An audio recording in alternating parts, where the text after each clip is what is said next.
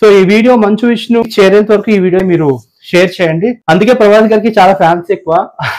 నేను కూడా చాలా ప్రభాస్ కి పెద్ద ఫ్యాన్ అనమాట. సాయం చేయడానికి ముందుంటారు.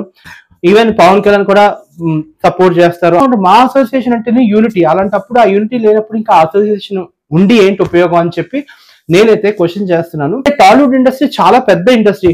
కనీసం ఒక్కొక్క లక్ష ఇచ్చినా అట్లీస్ట్ ఎలా 1 కోటి రూపాయలు 50 లక్షల దాకా అయిపోతుంది. Hello friends, welcome to my channel. Friends, మీ అందరికీ తెలుసు టాలీవుడ్ కమెడియన్ లో one of the best comedian కూడా ఎవరంటే ఫిష్ వెంకట్. సో అలాంటి ఆయన ఫిష్ వెంకట్ ఇప్పుడు హాస్పిటల్లో ఏంటంటే ప్రాణాపాయ స్థితిలో ఉన్నారనమాట. అంటే ప్రెసెంట్ ఇప్పుడు ఆయన వెంటిలేటర్ సపోర్ట్ తో ఉన్నారనమాట. ఈ విషయం తెలిసిన తర్వాత నేను చాలా బాధపడ్డాను. ఎందుకంటే ఆయనతో నాకు ఒక అనుభవం కూడా ఉంది. ఎందుకంటే నేను ఇంతకు ముందు ఏంటంటే ఇంకేంటి నువ్వే చెప్పు అనే మూవీలో నేను చేశాను. ఆ సినిమాలో ఏంటంటే ఫిష్ వెంకట్ గారు నేను ఏంటంటే ఒక సీన్ లో మేము ఉంటాం అనమాట. సో ఆయన చాలా మంచివారు అనమాట. చాలా డౌన్ టు ఎర్త్. అంటే అందరితోని ఏంటంటే తమ్ముడు అని పిలుస్తారు. ఎందుకంటే లైవ్ లో నేను చూశాను ఆయన ఎలాగా ఉంటారనేది. చాలా డౌన్ టు ఎర్త్ అనమాట.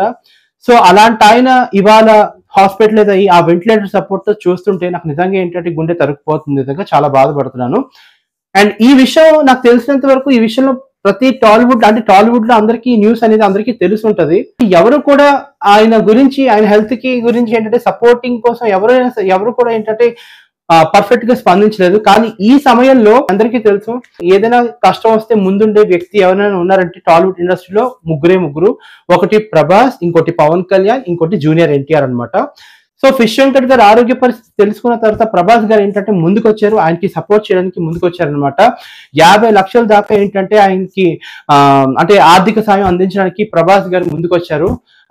సో ఆయన చెప్పడం కూడా జరిగింది.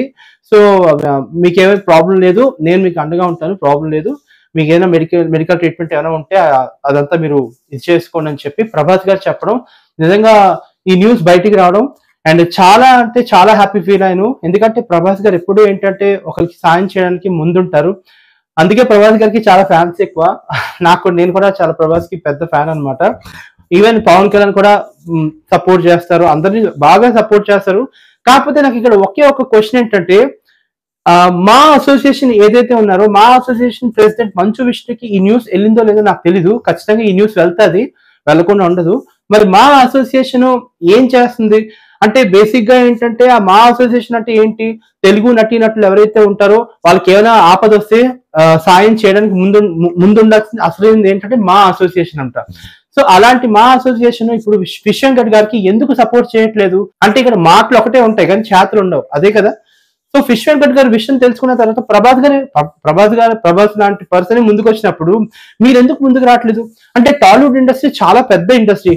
కనీసం ఒక్కొక్క లక్ష ఇచ్చినా అట్లీస్ట్ ఎలా 1 కోటి రూపాయలు 50 లక్షల దాకా అయిపోతుంది.